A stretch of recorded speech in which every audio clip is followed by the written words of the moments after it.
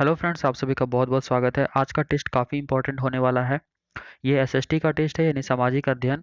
तो total 30 questions का ये टेस्ट हो रहा है, तो आपको बैक टू बैक कमेंट में आंसर करना है। दोस्तों, आप अगर हमारे चैनल पे न्यू हैं तो चैनल को सब्सक्राइब करके बेल आइकन प्रेस जरूर कर लीजिए। तो चलिए आज का टेस्ट शुरू करते हैं। तो सबसे पहला प्रश्न है कि उस सागर का नाम बताइए जिसकी सीमा 3 महाद्वीपों को छूती है। ठीक है, तो वो कौन सा सागर है? भूमध्य सागर है, लाल सागर है, कैस्पियन सागर या फिर कैरिबियन सागर है। ठीक है, तो इसका आंसर आपको करना है। दोस्तों, ये सीटेट के एग्जाम में या फिर किसी जो टीचिंग एग्जाम होता है उसमें तो हेल्प करेगा ही साथ अगर आप रेलवे एसएससी की तैयारी करते हैं तो उसमें भी ये हेल्प करने वाला है। ठीक है, तो इसलिए जिनका साइंस है, ठीक है, तो वो भी इसको लगा सकते हैं। तो इसका करेक्ट आंसर क्या हो जाएगा? तो ये हो जाएगा भूमध्य सागर, यानी कि ए नंबर ऑप्शन। ठीक है, तो ये जो भूमध्य सागर है, ठीक है, तो 3 महाद्वीप को ये छूती है। तो कौन कौन सा महाद्वीप है? तो यूरोप है, एशिया है और अफ्रीका है। ठीक है, आप लोग कॉपी पेंसिल लेके बैठ जाइए ताकि जो इम्पोर्टेंट उसको जो है आप लोग नोट कर पाएँ। ठीक है, अब चलते हैं नेक्स्ट क्वेश्चन।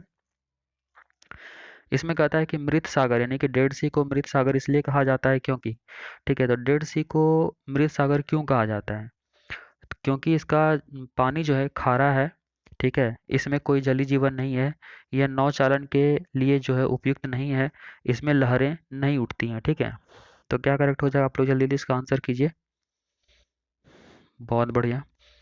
ठीक है, तो इसका करेक्ट आंसर हो जाएगा बी नंबर, यानी कि इसमें कोई जलीय जीवन नहीं है। तो इसमें क्यों नहीं होता है कोई जलीय जीवन? क्योंकि मृत सागर जो होता है बहुत ही ज़्यादा खारा होता है, जिसके वजह से कि इसमें कोई भी जीव जंतु जीवित नहीं रह पाता है। ठीक है, अब चलते हैं नेक्स्ट क्वेश्चन की तरफ। इसमें कहता है कि भूगोल में गल्फ स्ट्रीम से तात्पर्य, ठीक है, गल्फ स्ट्रीम का नाम तो आप लोगों ने सुना ही होगा। ठीक है, तो इसका क्या मीनिंग होता है आपको बताना है। तो यह एक उष्ण महासागरीय धारा होता है, या फिर प्रबल वायु धारा होता है, या फिर खाड़ी में गिरने वाली धाराएं होती हैं, या फिर एक धारा का नाम है। ठीक है, तो गल्फ स्ट्रीम का मतलब क्या होता है आपको बताना है। आपको जल्दी जल्दी इसका आंसर करना है। तो आंसर कीजिए, इसका क्या होगा करेक्ट? चलिए, तो इसका करेक्ट आंसर हो जाएगा ए नंबर, यानी कि एक उष्ण महासागरीय धारा होता है। ठीक है, तो गल्फ स्ट्रीम क्या हो गया? एक उष्ण महासागरीय धारा। ठीक है, अब चलते हैं नेक्स्ट क्वेश्चन 4 नंबर। इसमें कहता है कि दल बदल के आधार पर निर्वाचित सदस्यों की अयोग्यता संबंधी विवरण संविधान की किस अनुसूची में दिया गया है? तो कौन सा अनुसूची है? तो 8वीं अनुसूची है, 9वीं अनुसूची है, 10वीं अनुसूची है या फिर 11वीं अनुसूची है? ठीक है, तो कौन सा अनुसूची हो जाएगा? बहुत बढ़िया, तो इसका आंसर कीजिए आप लोग। तो इसका करेक्ट हो जाएगा सी नंबर, 10वीं अनुसूची। ठीक है, तो ये जो 52वां संविधान संशोधन हुआ था उसी में ये नियम लाया गया था। ठीक है, और ये कब जोड़ा गया था ये चीज़? तो 1985 में। तो चलिए अब नेक्स्ट क्वेश्चन देखते हैं कि उच्चतम न्यायालय की प्रथम महिला न्यायाधीश कौन थी? ठीक है, तो उच्चतम न्यायालय की जो प्रथम महिला न्यायाधीश थी वह कौन थी, आपको आंसर करना है। ठीक है, तो पहले में कहता है कि सुश्री सुजाता मनोहर, सुश्री रोमापाल, सुश्री एम एस फातिमा बीवी, उपर्युक्त में से कोई नहीं। तो क्या करेक्ट हो जाएगा? बहुत बढ़िया, तो इसका करेक्ट आंसर हो जाएगा सी नंबर, सुश्री एम एस फातिमा बीवी। ठीक है, तो जिनका सी है बिल्कुल करेक्ट है। दोस्तों, आप लोग एक बार वीडियो को लाइक कर दीजिए, जितने भी देख रहे हैं सभी लाइक कर दीजिए। ठीक है, चलिए, और लास्ट में आप लोग ये बता दीजिएगा आपने कितना करेक्ट किया। ठीक है, चलिए अब नेक्स्ट क्वेश्चन देखते हैं कि सिंह भूमि किसके लिए प्रसिद्ध है? ठीक है, तो किसके लिए प्रसिद्ध है सिंह भूमि या फिर सिंह भूम? तो कोयला के लिए, लोहा के लिए, तांबा के लिए या फिर एल्यूमिनियम के लिए? तो किसके लिए प्रसिद्ध है ये? बहुत बढ़िया। ठीक है, तो इसका करेक्ट आंसर हो जाएगा बी नंबर। आप लोग को जल्दी जल्दी आंसर करना है, ज़्यादा सोचने का वक्त नहीं मिलेगा आपको। जैसे पता है कि इस टेस्ट में आपको ज़्यादा सोचने का वक्त नहीं दिया जाता है। ठीक है, तो ये जो लोहा है, ठीक है, तो इसको किस अयस्क से निकाला जाता है? किस तरह का अयस्क जो है सिंहभूम में पाया जाता है? तो वो है हेमेटाइट और मैग्नेटाइट। ठीक है, तो आपको यहाँ से यह भी पता चलता है कि लोहा का जो ओर है, ठीक है, जो अयस्क है वो कौन कौन सा है? हेमेटाइट और मैग्नेटाइट। ठीक है, अब चलिए नेक्स्ट देखते हैं। इसमें कहता है कि भारत के सबसे महत्वपूर्ण यूरेनियम खान कहाँ स्थित है? ठीक है, तो यूरेनियम खान जो भारत में है सबसे इम्पोर्टेंट कहाँ पे स्थित है? तो मानवा, लकुरिची में, या फिर गौरी बिडानूर में, या फिर वासी में, या फिर जादूगुड़ा में? जादूगुड़ा या जादूगोड़ा? ठीक है, तो कहाँ है? आप लोग आंसर कीजिए इसका। बहुत बढ़िया, ठीक है, तो इसका करेक्ट आंसर हो जाएगा जादूगोड़ा, और ये कहाँ है तो झारखंड में। ठीक है, अब चलते हैं नेक्स्ट क्वेश्चन कि बीटी बीज का संबंध है। ठीक है, तो बीटी बीज जो है इसका रिलेशन किससे है? चावल से है, गेहूं से है, कपास से है या फिर तिलहन से? ठीक है, तो इसका क्या करेक्ट आंसर हो जाएगा? आप लोग को फटाफट आंसर करना है, एकदम से लेट नहीं करना, आप लोग को जल्दी जल्दी आंसर करना है। ठीक है, तो बीटी बीज का संबंध किससे है? तो यह हो जाएगा कपास से, सी नंबर। ठीक है, तो जिनका सी है बिल्कुल सही है। ठीक है दोस्तों, आप लोग अगर चैनल पे न्यू है तो इसको सब्सक्राइब जरूर कर लीजिए। अब चलते हैं नेक्स्ट क्वेश्चन। निम्नलिखित में से कौन सा राज्य को भारत का बाघ राज्य कहा जाता है? तो ये आप सभी को पता होना चाहिए कि बाघ राज्य किसको कहा जाता है, भारत का। चलिए, तो क्या करेक्ट हो जाएगा? आप लोग आंसर कीजिए, इसका चार ऑप्शन आपके सामने है, हिमाचल प्रदेश, गुजरात, मध्य प्रदेश या फिर असम। ठीक है, तो इसका करेक्ट आंसर क्या हो जाएगा? तो मध्य प्रदेश। तो बाघ राज्य जो है मध्य प्रदेश को कहा जाता है। ठीक है, बहुत बढ़िया। ठीक है, चलिए अब नेक्स्ट क्वेश्चन देखते हैं। इसमें कहता है कि मत देने का अधिकार होता है। तो मत देने का अधिकार क्या होता है?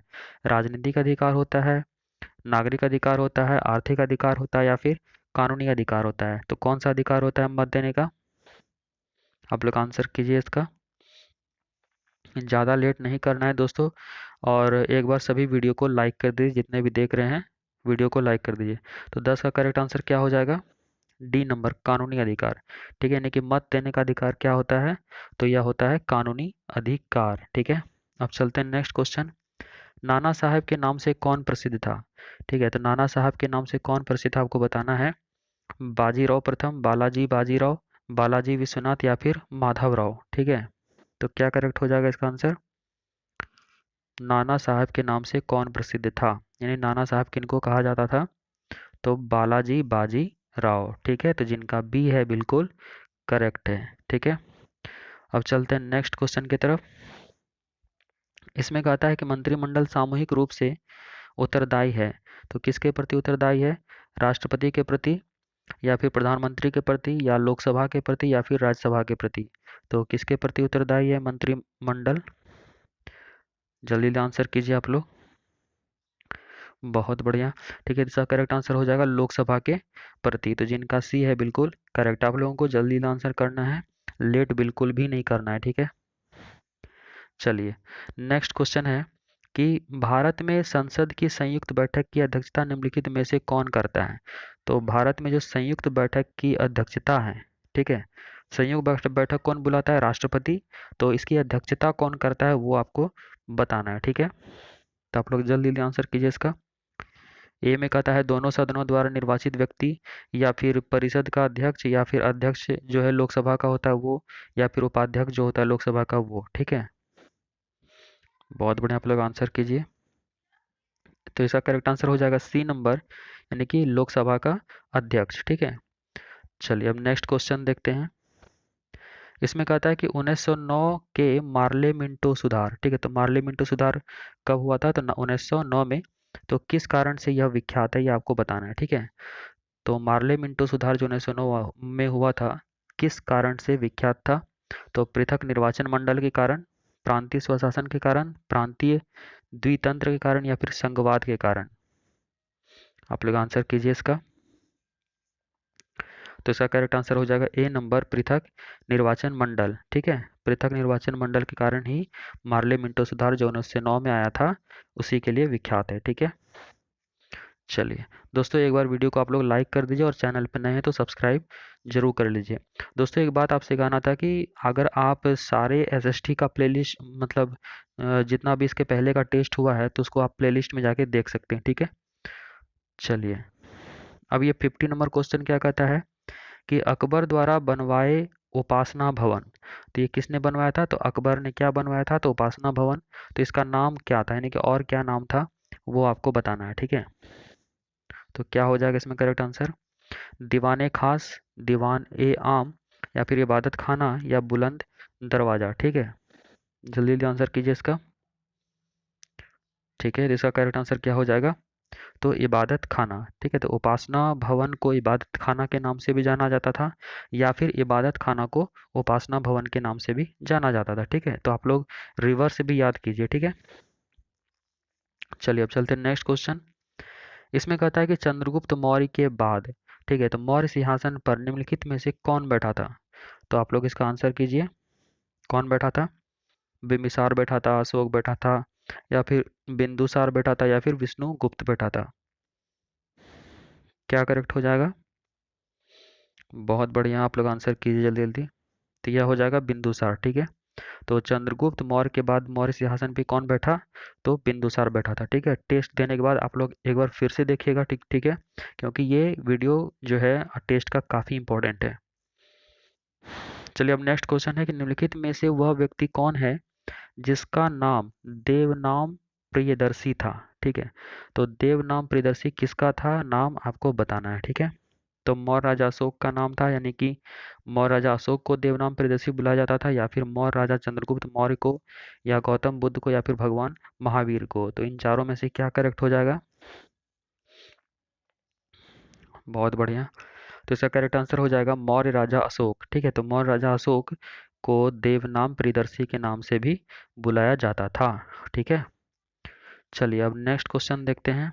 इसमें कहता है कि निम्नलिखित में से वह शासक कौन था जिसने राज सिंहासन पर बैठने के लिए अपने पिता यानी कि बिंबिसार की हत्या की थी? ठीक है, तो कौन था?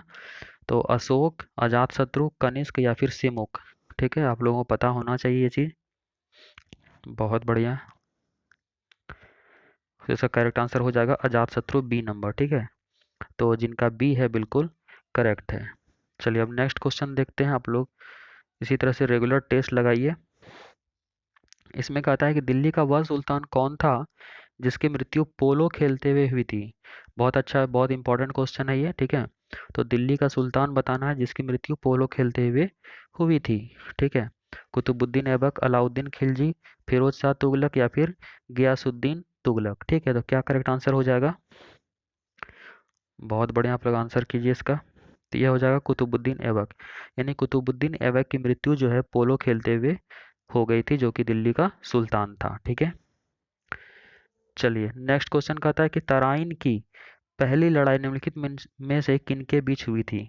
तो तराइन की जो फर्स्ट फर्स्ट जो मैंने युद्ध हुआ था, तो किनके बीच हुई थी? अलाउद्दीन खिलजी और पृथ्वीराज चौहान के बीच। बी में कहता है कि मोहम्मद गौरी और पृथ्वीराज चौहान के बीच। सी में कहता है कि महमूद गजनी और पृथ्वीराज चौहान के बीच, या फिर मोहम्मद शाह और पृथ्वीराज चौहान के बीच? ठीक है, तो क्या करेक्ट हो जाएगा इसमें? बहुत बढ़िया, आप लोग आंसर कीजिए इसका। तो ये हो जाएगा मोहम्मद गौरी और पृथ्वीराज चौहान के बीच। तो तराइन की युद्ध किनके किनके बीच हुई थी जो फर्स्ट हुआ था? तो मोहम्मद गौरी और पृथ्वीराज चौहान के बीच, ठीक है। अब चलते हैं नेक्स्ट क्वेश्चन। इसमें कहता है कि शिवाजी के प्रशासन में पेशवा कहा जाता था। तो पेशवा किसको कहा जाता था शिवाजी के प्रशासन में? ये आपको आंसर करना है, ठीक है। तो धार्मिक मामलों के मंत्री को कहा जाता था, या रक्षा मंत्री को, या प्रधानमंत्री को, या फिर न्याय मंत्री को? ठीक है, तो किसको कहा जाता था? तो इसका करेक्ट आंसर हो जाएगा प्रधानमंत्री, ठीक है। तो जिनका सी है बिल्कुल करेक्ट है। दोस्तों, एक बार वीडियो को सभी लाइक कर दीजिए। चलिए, अब नेक्स्ट क्वेश्चन देखते हैं। निम्नलिखित में से कौन सी नदी ज्वार नदमुख यानी कि एस्चुरी बनाती है? ठीक है, तो एस्चुरी क्या होता है? जैसे जो नदी है, मान लीजिए कि ये कोई नदी है, इसको समझा देता हूँ। जैसे मान लीजिए ये कोई नदी है, ठीक है। तो एस्चुरी क्या होता है कि ये नदी जो अपना मुहाना होता है, तो वहाँ पे कोई बड़ा सा एरिया एक बनाता है, ठीक है, वाटर का। और ये लिंक हो जाता है कहाँ से? तो इधर सी से, ठीक है। सी से ये लिंक हो जाता है, समुद्र से।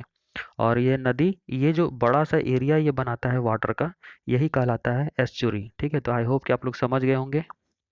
तो इसमें बताना है कि निम्नलिखित में से कौन सी नदी जो है ज्वार नदमुख, जिसको कि एस्चुरी कहा जाता है इंग्लिश में, ठीक है, तो ये बनाती है? कौन? नर्मदा बनाती है, कावेरी बनाती है, कृष्णा बनाती है, या फिर महानदी बनाती है? तो कौन बनाती है? बहुत बढ़िया, आप लोग आंसर कीजिए। काफ़ी इंपॉर्टेंट क्वेश्चन है, ठीक है, ये रिपीटेड क्वेश्चन है। तो ये हो जाएगा नर्मदा, ठीक है। अब चलते हैं नेक्स्ट क्वेश्चन। कहता है कि नासिक नदी के किनारे स्थित है। तो नासिक नदी के किनारे क्या स्थित है? महानदी, ठीक है, ताप्ती, कृष्णा, या फिर गोदावरी? तो क्या करेक्ट हो जाएगा इसमें? बहुत बढ़िया, आप लोग आंसर कीजिए इसका। तो ये हो जाएगा गोदावरी, ठीक है। तो नासिक, सॉरी, नासिक नदी नहीं, नासिक किस नदी के किनारे स्थित है? तो गोदावरी के किनारे, ठीक है। चलते हैं नेक्स्ट क्वेश्चन। भागीरथी और अलकनंदा के संगम पर स्थित नगर है। ठीक है, तो भागीरथी और अलकनंदा के जो संगम पे स्थित नगर है तो कौन सा है आपको बताना है। तो रुद्रप्रयाग, देवप्रयाग, विष्णुप्रयाग या फिर कर्णप्रयाग। तो क्या करेक्ट हो जाएगा इसमें? तो ये हो जाएगा देवप्रयाग। ठीक है, बहुत अच्छा, आप लोग ठीक आंसर कर रहे हैं। तो इसका करेक्ट आंसर क्या हो जाएगा? देवप्रयाग। तो जिनका बी है बिल्कुल करेक्ट है। अब चलते हैं नेक्स्ट क्वेश्चन 25 नंबर। इसमें कहता है कि भारत के साथ सबसे लंबी राष्ट्रीय सीमा निम्नलिखित में से किस देश की है। तो आपको बताना है किस देश के साथ जो है सबसे लंबी राष्ट्रीय सीमा है, अंतर्राष्ट्रीय सीमा। ठीक है, तो बांग्लादेश के साथ है, भूटान के साथ है, चीन के साथ है या फिर पाकिस्तान के साथ है। तो किसके साथ है? आप लोग आंसर कीजिए जल्दी जल्दी। तो इसका करेक्ट आंसर हो जाएगा बांग्लादेश। ठीक है, तो बांग्लादेश के साथ है। फिर बांग्लादेश के साथ जो कौन कौन सा स्टेट ये करता है ये भी आपको पता होना चाहिए। ठीक है, तो ये करता है पश्चिम बंगाल, त्रिपुरा, असम, ठीक है, और मेघालय और मिजोरम। फिर से एक बार रिपीट कर देते हैं। तो कौन कौन सा बांग्लादेश के साथ टच करता है? तो पश्चिम बंगाल, त्रिपुरा, असम, मेघालय और मिजोरम। ठीक है, तो आई होप कि आप लोग को समझ में आ गया होगा। अब चलते हैं नेक्स्ट क्वेश्चन। विश्व में सबसे बड़ा द्वीप निम्नलिखित में से कौन सा है? तो ये विश्व में बताना है कि सबसे बड़ा द्वीप जो है कौन सा है। तो श्रीलंका है, ठीक है, ग्रीनलैंड है, न्यू गिनी है या फिर सुमात्रा है। ठीक है, तो क्या करेक्ट आंसर हो जाएगा इसका? बहुत बढ़िया, आप लोग आंसर कीजिए इसका जल्दी। तो इसका करेक्ट आंसर हो जाएगा बी नंबर, ग्रीनलैंड। ठीक है, और ये ग्रीनलैंड किसके अंतर्गत आता है? तो डेनमार्क के अंतर्गत आता है और ये आर्कटिक और अटलांटिक सागर के मध्य स्थित है। ठीक है, तो किसके किसके मध्य स्थित है? तो आर्कटिक और अटलांटिक सागर के मध्य में ग्रीनलैंड स्थित है। ठीक है, अब चलते हैं नेक्स्ट क्वेश्चन। इसमें कहता है कि अमेजनी वन एक प्रकार का क्या है। तो अमेजनी वन क्या है एक प्रकार का? तो उष्णकटिबंधीय वर्षा वन है, शीतोष्ण वन है, शीतोष्ण सदाबहार वन है या फिर उष्णकटिबंधीय मौसमी वन है। तो क्या है? आप लोग आंसर कीजिए। तो इसका करेक्ट आंसर हो जाएगा ए नंबर। ठीक है, तो क्या है अमेजनी वन? तो उष्णकटिबंधीय वर्षा वन है। ठीक है, बहुत इंपॉर्टेंट क्वेश्चन है यह। चलिए अब नेक्स्ट क्वेश्चन देखते हैं। इसमें कहता है कि भारत में निम्नलिखित में से किस क्षेत्र में लोहे और कोयले के सर्वाधिक भंडार हैं। ठीक है, तो किस क्षेत्र में लोहा और कोयला का जो है सबसे सर्वाधिक भंडार है आपको आंसर करना है। ठीक है, तो दक्षिणी क्षेत्र है, छोटा नागपुर पठार है, हिमालय क्षेत्र है या फिर थार मरुस्थल है। तो क्या हो जाएगा करेक्ट आंसर? बहुत बढ़िया, आप लोग आंसर कीजिए कमेंट में। तो इसका करेक्ट आंसर हो जाएगा छोटा नागपुर पठार। ठीक है, तो लोहे और कोयले का सर्वाधिक भंडार भारत में कहाँ है? तो छोटा नागपुर पठार में। चलिए अब नेक्स्ट क्वेश्चन देखते हैं। इसमें कहता है कि अधिकतम राज्यों के साथ सम्मिलित सीमा होने वाले राज्य का नाम है। ठीक है, तो सबसे अधिक राज्यों के साथ मतलब बहुत सारे स्टेट के साथ जो सीमा लगता है तो वह राज्य कौन सा है? उत्तर प्रदेश है, मेघालय है, मध्य प्रदेश है या फिर राजस्थान है। ठीक है, तो आप लोग आंसर कीजिए इसका क्या होगा करेक्ट। तो यह हो जाएगा उत्तर प्रदेश। ठीक है, इसके बारे में थोड़ा जान लेते हैं। देखिए, उत्तर प्रदेश राज्य की सीमा सर्वाधिक राज्यों को स्पर्श करती है। ठीक है, ये राज्य हैं कौन कौन सा? तो बिहार, झारखंड, छत्तीसगढ़, मध्य प्रदेश, राजस्थान, हरियाणा, हिमाचल प्रदेश, उत्तराखंड और केंद्र शासित प्रदेश कौन? तो दिल्ली। ठीक है, तो इसको आप लोग स्क्रीनशॉट ले लीजिए। ठीक है, जो उत्तर प्रदेश के साथ कौन कौन सा स्टेट जो है टच करता है बॉर्डर, तो उसी का ये लिस्ट है। तो इसका आप लोग स्क्रीनशॉट जल्दी जल्दी ले लीजिए। चलिए ठीक है, अब चलते हैं ये नेक्स्ट और ये लास्ट क्वेश्चन। ठीक है, तो दोस्तों इसके बाद आप लोग जरूर बताइए कि आपने कितना करेक्ट किया। ठीक है, चलिए इसमें कहता है कि संसदीय प्रणाली वाली सरकार को अन्य किस नाम से जाना जाता है। ठीक है, तो संसदीय प्रणाली वाली सरकार को और किस नाम से जाना जाएगा? तो अनुक्रियाशील सरकार, उत्तरदायी सरकार, संघीय सरकार या फिर राष्ट्रपति सरकार। ठीक है, तो क्या करेक्ट हो जाएगा यहाँ पे? आप लोग आंसर कीजिए इसका। बहुत बढ़िया, तो इसका करेक्ट आंसर हो जाएगा उत्तरदायी सरकार। तो दोस्तों वीडियो कैसा लगा, अगर अच्छा लगा तो लाइक ज़रूर कीजिएगा, और चैनल पर नए हैं तो सब्सक्राइब करके बेल आइकन प्रेस अवश्य कर लीजिए और दोस्तों में शेयर कर दीजिए। ठीक है, तो मिलते हैं नेक्स्ट वीडियो में, तब तक के लिए जय हिंद।